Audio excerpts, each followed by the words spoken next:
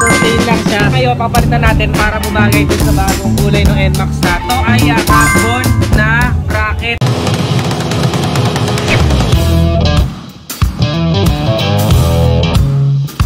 So yan, good day sa inyo netizens. Ngayong araw ay nakita nyo naman bagong repaint yung NMAX ko. Ayan, diba? Solid na. So syempre, by the way, disclaimer lang guys, dalawa yung camera ko, kaya sabi na iba, kulang ka sa self-confidence, sumingin ka sa camera. Dalawa kasi yung camera ko, ayan. Ibig sabihin, yung isa pang Facebook, yung isa pang YouTube.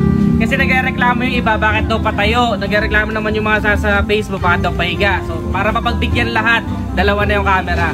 So ngayon, ito yung ikakabit ko ngayon para bumagay dun sa bagong kulay ng NMAX natin. Ito ay carbon na bracket para sa aking box by RAK-M. Ito yung ikakabit natin, itong part na to. Kung makikita nyo, flat siya compared dun sa W. So ayan, kung makikita nyo, ito, flat siya compared dun sa W na parang panlagay dito sa ilalim.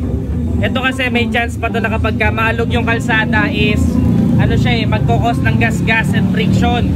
Ito na may isa, since bakal to bakal, flat na flat siya, mas okay siya. Mas okay siya sa bracket. Mas mapangalagaan natin yung bracket natin, at the same time mas safe siya in the long run. So yun, buksan natin, tignan natin kung yung tulo.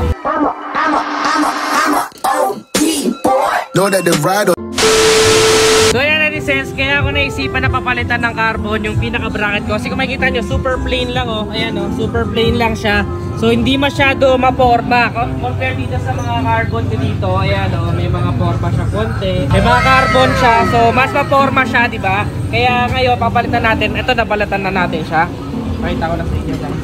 Ride or die, I keep waiting. Ayan na siya oh. Pwede ba ito tanggalin? Yan. Ganda. Carbon bracket. Carbon bracket na tayo guys. Ayan, mas maporma yan compared dun sa current na nakakabit sa atin. Ito mas maporma na to. So tingnan natin ngayon, kakabit natin dito sa NMAX ko na bagong pintura. Tingnan natin yung magiging itsura. Tara.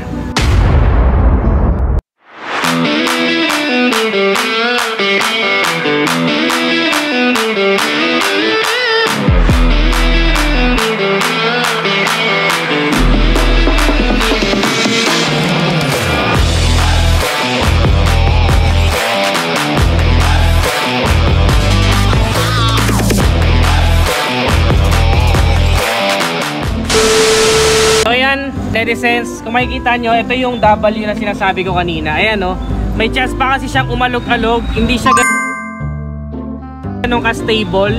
Unlike kung ito yung ikakabit natin, flat siya eh, flat na ganyan. Parang flat siya, di ba? So kapit na kapit or hindi gumagalaw-galaw yung ating pinaka-lock dun sa bracket natin. Mas safe siya in the long run, at the same time mas stable sa high speed, o kaya naman kung mabigat o malubak yung kalsada, stable siya. So yun guys, papakita na natin sa inyo kung paano siya ikabit. Let's go.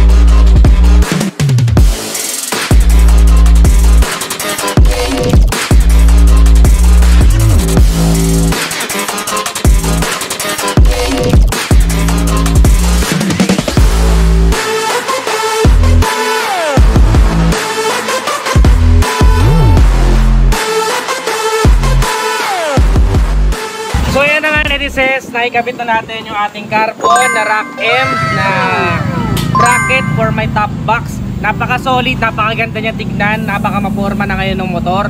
Siyempre binagay ko lang at bago repaint yung motor natin, parang pang show na yung itsura. Pero totoo ay pang daily drive ko lang to. Ayun, kung nagustuhan nyo or may iba pa kayong gusto ikabit dito sa NMAX ko, comment nyo lang sa ibaba. Again, this is Adriano. Always keep it cool and ride safe always. Bye.